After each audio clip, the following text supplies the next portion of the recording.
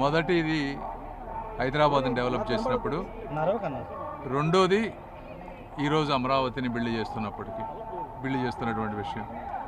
So ఈ విధంగా చరిత్ర తిరగరాసేటువంటి అవకాశం వచ్చిన చంద్రబాబు నాయుడు గారికి ఆ ప్రాంతపు ఎంపీగా ఉండటం కూడా నేను కూడా అదృష్టంగా భావిస్తూ ఉన్నాను. ఇది ఒక మంచి పండగ వాతావరణం. తెలుగు ప్రజలందరూ కూడా గర్వపడే విధంగా, తెలుగు జాతి తలెత్తుకొని తిరిగే విధంగా, ప్రపంచం మన వైపు చూసే విధంగా ఈ క్యాపిటల్ నిర్మాణం జరగబోతూ ఉంది. కాబట్టి అద్భుతంగాను ఆనందంగాను ఉంది. ఎన్నికల ప్రచారం వచ్చిన మీకు ఒక కామెంట్ చేశారు, ఒక సవాల్ కూడా ఇచ్చారు. ఎవరు? మీరు సార్, మీరు కూడా ప్రాంతాలు పర్యటించినప్పుడు ఎలక్షన్ అప్పుడు ఇది మళ్ళీ తిరిగి అమరావతి రాబోతే నేను పేరు మార్చుకుంటే ఏదో కామెంట్ చేశారు సార్.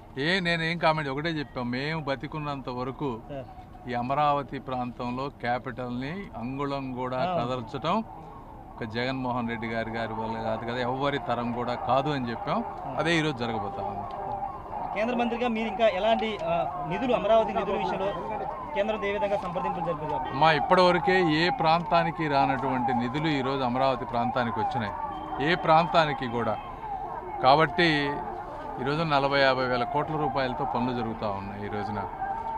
కాబట్టి ముందు ఇవన్నీ మొదలైన తర్వాత ఎక్కడెక్కడ అవసరమో ప్రతి ప్రాజెక్టులు ఇవేంటంటే ఫ్లాష్ హెడ్లైన్లో ఉండే అమౌంట్స్ వేరు, ప్రాజెక్ట్స్ చాలా ఉంటాయి. అంటే ఇప్పుడు సపోజ్ పోస్టల్ ఆఫీస్ నా దగ్గరే ఉంది, 80 కోట్లతోటి పోస్టల్ రీజనల్ సెంటర్ కడుతూ ఉన్నాం. ఇట్లా చిన్న చిన్న గవర్నమెంట్ కూడా అన్నీ కూడా కోఆర్డినేట్ చేసుకుంటే చాలా డబ్బులు వస్తాయి. అవన్నీ మేము సైలెంట్గా ఎలా చేయాలో అలా చేసుకుంటూ వస్తాం. Thank you. రైతులు ఒకటే అడుగుతున్నారు, ఈసారి ఎవరు సీఎం అయినా కూడా అమరావతిని కదిలించకుండా చేయండి, చట్టబద్ధత గట్టిగా ఉండాలని. డెఫినెట్గా దానికోసం కూడా పోరాడతాము.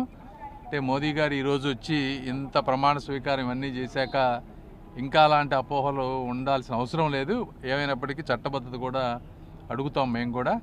మీరు ఒకటే గుర్తుపెట్టుకోండి, ఈ ప్రాంతానికి ఏమీ కాదు, ఇది 2000 సంవత్సరాల చరిత్ర ఉన్నటువంటి ప్రాంతం ఇది. ఈ ప్రాంతాన్ని మార్చడం అనేది ఎవరి వల్ల జరిగే పని కాదు. ఏం అలాంటి అపోహలు పెట్టుకోవాల్సిన అవసరం లేదు. Thank you.